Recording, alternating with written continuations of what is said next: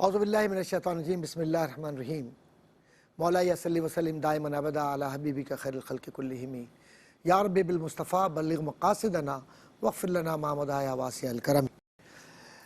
معزز ناظرین و سامعین کرام، السلام علیکم ورحمۃ اللہ تعالی وبرکاتہ۔ عنوان گفتگو تربیت اولاد اور محبت اہل بیت، یہ ہمارا مرکزی نقطہ نگاہ ہے، اور یہ بچے ہمارے ساتھ ہمیشہ ہوا کرتے ہیں۔ تو ان بچوں سے پہلے میں بات کر لوں کہ ماشاءاللہ یہ لوگ جب یہاں پر بیٹھے ہوئے ہیں تو آپ کو اپنے ذہن میں یہ رکھنا ہے، اور وہ بچے جو اس وقت ٹیلی ویژن میں ہمارے ساتھ مخاطب ہیں، ہم سے یا ہمیں دیکھ رہے ہیں یا ہم سے پوچھنا چاہتے ہیں، تو آپ کو بھی ایسے جوابات اور سوالات اپنے ذہن میں رکھنے ہیں کہ یہ محسوس ہو کہ ان کی طرف سے آپ پوچھ رہے ہیں۔ ٹھیک ہے بیٹا؟ تو سوالات آپ کے ایسے معیاری ہونے چاہیے۔ آج ایک سوال ہم اپنے آپ سے کرتے ہیں کہ یہ جو اہل بیت رضوان اللہ تعالیٰ علیہم اجمعین، ان کی جو ذات ہے، ان سے ہم کیا کچھ سیکھ سکتے ہیں؟ اور پھر جب یہ واقع کربلا ہوا، ظاہر محرم میں واقع کربلا پر ہی بات ہوتی ہے، تو اس میں حضرت امام حسین رضی اللہ تعالیٰ عنہ کے ساتھ عورتیں اور بچے بھی تھے۔ تو یہ گھروں سے نکلے اپنے اور دین کے لیے باہر نکلے۔ تو یہ جو تربیت ہمیں ملتی ہے وہ کیا ملتی ہے اس سے اور کیسے؟ آپ نے نام سنا ہوگا، تاریخ کے بہت ہی مضبوط نام ہے، ایک نام ہے حضرت زینب سلام اللہ علیہا رضی اللہ تعالیٰ عنہ۔ یہ کون تھی؟ حضرت امام حسین کی بہن تھی۔ ان کے 2 بچے تھے، چھوٹے چھوٹے بچے تھے، اور یہ بچے کون تھے؟ اون و محمد رضی اللہ تعالیٰ عنہما، یہ 2 بچے تھے۔ پھر ایک نام اور سنا ہوگا آپ نے، حضرت علی اصغر رضی اللہ تعالیٰ عنہ، سنا ہے نا نام؟ اب سوال یہ پیدا ہوتا ہے کہ یہ تو نام آ گیا بچوں، اور بھی نوجوان بھی حضرت علی اکبر رضی اللہ تعالیٰ عنہ نوجوان ہیں، اور ان کے لیے کہا جاتا ہے کہ ان کی چہرہ بالکل حضور کریم صلی اللہ علیہ وسلم کے چہرہ انور کی جیسا تھا۔ اور صحابہ یہ کہا کرتے تھے کہ جب ہمیں حضور کی یاد آتی تھی تو ہم کیا کرتے تھے؟ صحابہ کہتے تھے کہ ہم حضرت علی اکبر رضی اللہ تعالیٰ عنہ کو دیکھا کرتے تھے، تو حضور کریم صلی اللہ علیہ وسلم کا چہرہ نظر آتا تھا ان میں۔ بات سمجھ میں آئی بیٹا آپ کو؟ اب سوال یہ پیدا ہوتا ہے کہ یہ تو تاریخ کا ایک حصہ ہو گیا۔ اب یہ جو حضرت امام عالی مقام رضی اللہ تعالیٰ عنہ گھر سے نکلے ہیں، مکہ شریف سے اب جا رہے ہیں، مکہ شریف سے کربلا تک جانے کے لیے کیوں ایسا واقعہ پیش آیا؟ کربلا کیوں نکلے؟ اور یہ بچوں کو لے کر اور خواتین کو لے کر کیوں نکلے؟ کوفہ ایک جگہ ہے، کوفہ ایک شہر ہے، جیسے کراچی ہے، حیدرآباد ہے، سکھر ہے، ملتان ہے، جیسے آپ کے شہر ہیں نا پاکستان کے، ایسے ہی کوفہ بھی ایک شہر ہے۔ اس شہر کے جو رہنے والے لوگ تھے وہ یہ دعویٰ کرتے تھے کہ وہ حضرت علی سے بہت محبت کرتے ہیں۔ وہ یہ دعویٰ کرتے تھے کہ وہ امام حسین سے، امام حسن سے، حضرت فاطمہ الزہرا رضوان اللہ تعالیٰ علیہم اجمعین، ان سب سے بہت محبت کرتے تھے۔ تو انہوں نے کہا کہ جب امام حسین رضی اللہ تعالیٰ عنہ یہ دیکھ رہے ہیں کہ ایک ایسا شخص فاسق، یعنی فاسق کس کو کہتے ہیں؟ جو شریعت پر نہ چلے، جو شریعت کا پابند نہ، اس کو فاسق کہتے ہیں، برا آدمی، خراب آدمی جو شریعت کا مذاق اڑائے۔ تو اب ایسا آدمی آ گیا ہے، اور حضرت امام حسین رضی اللہ تعالیٰ عنہ کو ہم اب کیا کریں؟ تو انہوں نے بار بار خط لکھے، اور خط لکھ کر یہ کہا کہ اے امام، ہم آپ کے ساتھ ہمارے دل جھکے ہوئے ہیں، آپ سے ہمارے دل ملے ہوئے ہیں، آپ ہمارے امام ہیں، ہم آپ سے محبت کرتے ہیں، آپ کوفہ آ جائیے، کوفہ یعنی اس شہر میں آ جائیے، اور شہر میں آنے کے بعد آپ ایک کام کیجئے کہ ہماری بیعت قبول کر لیں۔ بیعت کس کو بولتے؟ بیعت معلوم کس کو بولتے؟ بیعت کہتے ہیں وعدہ کرنے کو، ہاتھ پر ایسے ہاتھ رکھ کر وعدہ کرنا کہ میں اپنی زندگی اور اپنی موت اللہ کے لیے اور نبی کے لیے، قرآن کے لیے، دین کے لیے وقف کر رہا ہوں۔ تو اے امام، ہم آپ کے ہاتھ پر بیعت کر رہے ہیں، یا جس کو بھی آپ بھیج دیں۔ تو معاملہ کیا ہوا کہ حضرت امام عالی مقام کے پاس پہلے خط آئے، پھر لوگوں کے پیغامات آنا شروع ہوئے۔ تو حضرت امام عالی مقام رضی اللہ تعالیٰ عنہ نے ایک بہت اہم شخصیت اس خانوادے کی حضرت مسلم بن عقیل رضی اللہ تعالیٰ عنہ. ان سے کہا کہ آپ جائیے اور جا کے دیکھیے اگر وہاں کا ماحول ہے ایسا اور واقعی ان کے دل ملے ہوئے ہیں اس طریقے سے، تو پھر ہم بھی اپنے خاندان کے ساتھ وہاں آ کر دین کے لیے اس پیغام کو عام کریں گے. تو یہ تبلیغ تھی بیٹا، یہ بات اپنے ذہن میں رکھنی ہے ہمیں. یہ کیا تھی؟ تبلیغ تھی. یہ کوئی لڑائی کے لیے نہیں نکلے تھے. نہ ان کے پاس اتنے اونٹ تھے، نہ ان کے پاس اتنے گھوڑے تھے، نہ ان کے پاس تلواریں تھیں، نہ ان کے پاس نیزے تھے، نہ ان کے پاس کوئی بہت بڑا سامان جنگ کا تھا کہ جو یہ معلوم ہوتا ہے کہ ہاں ایک لشکر جا رہا ہے. نہ انہوں نے کوئی وقت لیا کہ تیاری کر رہے ہوں کہ مکے سے اور مدینے سے لوگوں کو جمع کر رہے ہوں، اعلان کر رہے ہوں اور پھر وہاں پر طبل بج رہا ہو اور پھر جنگ کا، اور اس کے بعد وہ نکل رہے ہوں باہر کی طرف. ایسا کچھ بھی نہیں تھا. یہ جنگ کا طریقہ ہوتا تھا پہلے، ٹھیک ہے؟ تو ایسا کچھ بھی نہیں تھا. بہرحال حضرت مسلم بن عقیل رضی اللہ تعالیٰ عنہ وہاں چلے گئے. وہاں جب وہ گئے تو وہاں پر ایک شخص جو بہت بڑا حامی تھا، دوست تھا، لالچی تھا، یزید کا دوست تھا، اس کا نام تھا ابن زیاد. ابن زیاد نے وہاں پر اس کو، بہرحال ابن زیاد کو وہاں گورنرشپ ملی یا اس کو وہاں کی حکمرانی صوبے کی دے دی کہ بھئی اب تم کوفے کو سنبھالو، کیونکہ کوفے لوگ سب کے سب جو ہیں وہ امام علی مقام سے بیعت کرنا چاہتے ہیں. تو اس نے کیا کیا کہ وہ اپنا حلیہ بدل کر وہاں پہنچ گیا اور وہاں پر جا کر کہاں پر پہنچا؟ کوفے کے اندر. اور پہنچنے کے بعد اس نے وہاں پر اعلان کیا، طاقت کا استعمال کیا، لوگوں کو ڈرایا، دھمکایا. نتیجہ کیا نکلا ہے کہ حضرت مسلم بن عقیل، قصہ مختصر یہ کہ جس گھر میں تھے وہاں سے انہیں کہہ دیا کہ ہم آپ کی اب ذمہ داری نہیں لے سکتے. پھر حضرت مسلم بن عقیل دوسرے گھر کی طرف گئے. آپ ایسے ہی راستے میں گھوم رہے تھے وہاں پر اور پینے کے لیے پانی طلب کیا آپ نے. جس گھر میں آپ وہاں گئے کوئی خاتون ایک بیٹھی ہوئی تھی، اس سے پانی مانگا، پانی پیا، بتایا کہ میں مسلم بن عقیل ہوں. بہرحال اس عورت نے وقتی طور پر کہا کہ یہاں رک جائیے. اس کے بیٹے نے لالچ کے اندر ابن زیاد کو اور اس کے لوگوں کو وہاں اطلاع دے دی. اور بہرحال قصہ مختصر یہ کہ حضرت رسول کریم صلی اللہ علیہ وسلم کے گھرانے کے اور حضرت امام علی مقام کے گھرانے کے چشم و چراغ حضرت مسلم بن عقیل کو شہید کر دیا. یہ بات اپنے ذہن میں رکھیں. اب یہ کون لوگ ہیں؟ یہ کوفے والے ہیں. انہوں نے وعدہ کیا لیکن انہوں نے کیا کیا؟ بے وفائی کی اور جھوٹ بولا. تو اس کا مطلب یہ ہوا کہ جو لوگ اللہ سے اور اس کے نبی سے جھوٹا وعدہ کریں وہ اللہ کے نزدیک قابل گرفت ہیں. انہوں نے یہ کیا.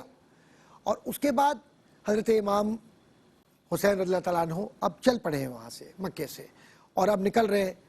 تو وہاں پر بھی خط کیا، راستے میں بھی رکے، لوگوں سے بھی بات چیت ہوئی. میں مختصر کر رہا ہوں بات کو کہ تکلیفیں اٹھا کر رہے ہیں تبلیغ کرنے کے لیے. میں بار بار یہ لفظ کہہ رہا ہوں، یہ کوئی لڑائی کرنے کے لیے نہیں جا رہے گھر سے. وہاں پر وہ شہید کر دیے گئے، یہ اطلاع بھی آئی. لیکن حضرت امام حسین رضی اللہ تعالیٰ عنہ نے فرمایا کہ میں نے یہ وعدہ کیا ہے کہ میں دین کی حفاظت کروں گا. یزید کو میں اجازت نہیں دے سکتا کہ یزید اپنی طاقت کو اللہ اور اس کے رسول کے خلاف استعمال کرے اور اپنے آپ کو جو کہ دین کے خلاف ہے امیر المومنین کہلوائے. یہ اس کا حق نہیں. بات سمجھ میں آ رہی ہے آپ لوگوں کے؟ لہٰذا کیا کیا؟ اب حضور کریم صلی اللہ علیہ وسلم کا یہ گھرانے کے صاحبزادے حضرت امام علی مقام رضی اللہ تعالیٰ عنہ عورتوں اور بچوں کے ساتھ، حضرت سکینہ بھی ہیں جناب رضی اللہ تعالیٰ عنہ، حضرت زینب سلام اللہ علیہا بھی ہیں، گھرانے کے اور بھی خواتین، بچے، لوگ سب ہیں. تو ایک جگہ پر جانے کے بعد وہاں ایک شخص آتا ہے اور وہ یزید کی طرف سے آتا ہے، یزید کے لشکر کا سربراہ ہے. اس کا نام ہے حر. اس نے آ کر روک لیا اور کہا کہ آپ یزید کی بیعت کر لیں، ابن زیاد کے پاس میرے ساتھ چلے، یا آپ کو جو کچھ بھی کہا گیا ہے یزید کی طرف سے آپ اس پر قائم ہو جائیے. حضرت امام علی مقام رضی اللہ تعالیٰ عنہ نے صاف انکار کیا، صاف انکار کیا. اور صاف انکار کرنے کے بعد یہ کہہ دیا کہ جھوٹ یا برائی سچائی کے ساتھ نہیں جڑ سکتی. ہم اللہ کے کلام کے لیے نکلے ہیں, اللہ کے کلام کی حفاظت کرنے کے لیے ہمارے گھرانے کو ذمہ داری دی گئی ہے. اس طرح سے حر نے روک لیا طاقت کے ذریعے, اور روکنے کے بعد آپ نے پہلا پڑاؤ وہیں کیا, یعنی وہاں پر آپ ٹھہر گئے. تو عزیز میرے بچوں, یہاں تک تو ہم نے بات کر لی, اب ہم کریں گے بات سوال اور جواب کی. جی بیٹا, آپ سوال کرنا چاہیں گے یقیناً, آپ سوال کیجئے. میرا نام محمد حسان ہے. تبلیغ کے بارے میں امام حسین نے طریقہ کیا اختیار کیا؟ آپ نے سوال جو کیا ہے وہ یہ ہے کہ امام عالی مقام رضی اللہ تعالیٰ عنہ نے تبلیغ کا طریقہ کیا اختیار کیا تھا. سبحان اللہ, سرکار مدینہ صلی اللہ علیہ وسلم کی تربیت طریقہ سنت کے مطابق ہے. آپ اللہ کی حمد کرتے, پھر اس کے بعد حضور پر درود پڑھتے, پھر اس کے بعد یہ بتلاتے لوگوں میں تم سے مخاطب ہوں, تمہیں پتہ ہونا چاہیے کہ میں کون ہوں, اور دین اسلام کے کیا فرائض ہیں, اور دین اسلام کی کیا ذمہ داری ہے, اور کون شخص ہے جو دین کے خلاف, یعنی یزید ہے جس نے دین کے خلاف کام کیا ہے اور جس کی وجہ سے مجھے باہر آنا پڑا. تو یہ طریقہ اختیار کیا, یعنی لوگوں کو بتانا کہ خرابی اور برائی کیا ہے. تو یہ تو ہو گئی بات یہاں تک. اب آ جاتے ہیں ہم اپنے دوسرے بچوں کی طرف. تو بیٹا یقیناً تو آپ بھی سوال کرنا چاہیں گے. میرا نام ہے معاذ, اور میں آپ سے سوال کرنا چاہتا ہوں, امام علی مقام نے جب تبلیغ کی تو کیا اس کا اثر ہوا؟ ماشاءاللہ, کیوں نہیں. اللہ کے نبی صلی اللہ علیہ وسلم کے اس گھرانے کا بنیادی کام یہی تھا کہ یہ لوگوں کی تربیت کریں اور رہنمائی کے اصول فراہم کریں. بے شک سب سے بڑا اثر ہمیں جو نظر آتا ہے کہ وہی شخص حر رضی اللہ تعالیٰ عنہ, جو اب تک امام علی مقام کو روکنے والا شخص تھا, وہ ایسا عاشق صادق بن گیا کہ اس نے یزید کے لشکر کو چھوڑ دیا اور امام علی مقام کے قدموں پر آ کر عرض کیا کہ اے اللہ کے نبی صلی اللہ علیہ وسلم کے خانوادے کے چشم چراغ, میری اس خدمت کو اور میری اس محبت کو اپنی بارگاہ میں قبول کیجئے کہ میں نے آپ سے توحید اور رسالت کا سبق سیکھ لیا ہے, اور میری شہادت کو اپنی بارگاہ میں قبول فرمائے کہ میں اللہ کی راہ میں آپ کی جانب سے لڑا ہوا شہید ہونا چاہتا ہوں. اور یہ وہ تبلیغ کا اثر تھا کہ جس کو لوگوں نے محسوس کیا. اسی لیے حر رضی اللہ تعالیٰ عنہ کے لیے کہا جاتا ہے کہ اللہ تبارک و تعالیٰ اور نبی کریم صلی اللہ علیہ وسلم جس کو چاہے جس طرح چاہے ہدایت عطا فرمائے. ورنہ زیادہ تر لوگ جو تھے وہ تو لالچی تھے, ان کو تو دولت, شہرت, پیسہ, جیسے آج بھی انسانوں کے اندر ہوتی ہے لالچ, ایسے اس وقت بھی لوگوں کو تھا. لیکن جو اللہ والے تھے انہوں نے اپنی زندگیاں دے دی لیکن لالچ کی طرف نہیں گئے.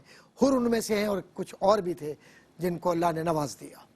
اب میں یہ چاہوں گا کہ ایک اور سوال ہم لیں یہاں سے بچوں سے, کہ بچے سب سے بہت چھوٹی بچی ہماری بیٹھی ہوئی ہے, میرے خیال ہے کہ مائک ان کے ہاتھ میں.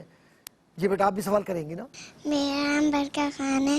یزید حکومت کیوں چاہتا تھا؟ جی بیٹا, بہت بنیادی سوال ہے. یزید اس لیے حکومت چاہتا تھا کہ اس کو دنیا محبت تھی, اور وہ یہ چاہتا تھا کہ اس کے پاس طاقت ہو, اور قتل کے ذریعے وہ لوگوں کو اپنی طرف راغب کرے. تو دنیا داری کے لیے وہ حکومت چاہتا تھا. وہ یہ نہیں چاہتا تھا کہ لوگ نماز پڑھیں, قرآن پڑھیں, دین کی طرف جائیں. بہرحال اس نے اپنی آخرت بھی خراب کی اور دنیا بھی خراب کی, کیونکہ یزید نے دنیا کو چاہا, اور آج اس کی قبر بھی کسی کو نہیں پتا کہ کہاں ہے. اچھا, ایک سوال ادھر سے بھی لے لیتے ہیں. ماشاءاللہ یہ بچے ہمارے چھوٹے چھوٹے سے بیٹھے ہوئے ہیں, تو جی آپ بھی سوال کریں گے نا. میرا نام مکاشا خان ہے. میرا سوال یہ ہے, حضرت امام حسین یزید میں کیا فرق ہے؟ حضرت امام علی مقام رضی اللہ تعالیٰ عنہ نور ہی نور ہے, روشنی ہی روشنی ہے, برکت ہی برکت ہے, خیر ہی خیر ہے, اور اللہ کے برگزیدہ یہ چہیتے بندوں میں ہے, اور دین کی طاقت ہے. یزید دین کے خلاف ہے, دین کو کمزور کرنے والا ہے. اسلامی دنیا کے اندر یزید کو بدترین آدمی بلکہ انسان ہی نہیں سمجھا جاتا. کیوں کہ اس نے مدینہ بھی مذاق اڑایا, دین کا بھی مذاق اڑایا, مدینہ کی مسجد کے اندر گھوڑے بندوا دیے, اور خانہ کعبہ کے اوپر پتھراؤ کرا دیا یزید نے, اور اسی طریقے سے مسلمانوں کا قتل عام کرایا, اور امام حسین کو شہید کیا, ان کے گھر کے لوگوں کو شہید کر دیا. تو وہ آدمی کیسے اچھا ہو سکتا ہے؟ تو یزید برائی کی علامت ہے, اور حسین روشنی کی علامت ہے, خیر کی علامت ہے, حق کی علامت ہے. معزز ناظرین و صاحبین کرام، گفتگو جو ہوئی اس سے ایک بات ہے کہ کردار اہل بیت ہی ہماری زندگیوں کے لیے نجات کا باعث ہے.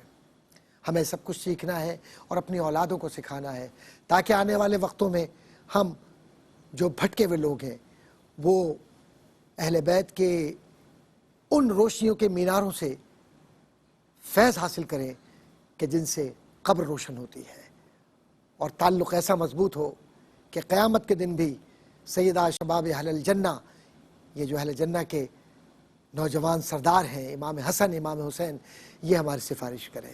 تو اللہ تعالیٰ سے دعا ہے کہ اللہ تعالیٰ ہم سب کا حامی و ناصر ہو اور ہمیں سیرت اہل بیت پر چلنے کی توفیق عطا فرمائے. اور آپ سب سے اجازت، والسلام علیکم ورحمۃ اللہ تعالیٰ وبرکاتہ.